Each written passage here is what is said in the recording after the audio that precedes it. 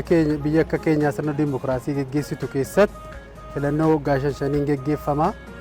Filannoo geggeessuudhaaf filannootti dhiyaachuu hin qabu jechaadha. Dirqama filannoo geggeessuun nageenya dimokiraasii misooma itti fufsiisuudhaaf filannoo geggeessuun barbaachisaadha. Filannoon kun akka inni qophii xumuree yeroo jedhamatti filachiisuuf abdiin qaba.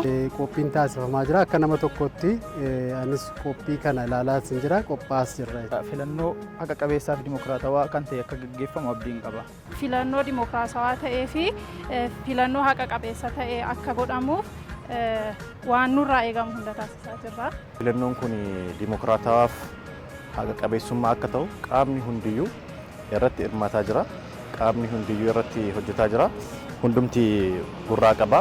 Nus akka magaalaa Jimmaatti filachuudhaaf qophii keenya xumurree yookaan akka magaalaa Jimmaatti qophii keenya xumurree jirra. Filachuudhaaf haqa qabeessa akka inni ta'u abdii guddaa qabna. Paartii biyya kana ceesisuu danda'a, nageenya biyya kanaa tasgabbeessee biyya kana paartii walqixxummaa sabaatiin, walqixxummaa amantiitiin, walqixxummaa ilaalchaa hunda irratti xiyyeeffatee biyya kana ceesisuu danda'a kan jedhu filachuuf qophiidha. Hiree koo murteessuudhaaf qophii taasisaa jira. Qaama misooma biyya kanaa, nageenya biyya kanaa itti fufsiisu, dimokiraasii biyya kanaa itti fufsiisu, gaaffii uummata keenyaa deebisu, anaafis akka lammii tokkotti gaaffii deebisu filachuudhaaf qophii mataa kootii taasisee hawwiidhaan nan eeggataa jira.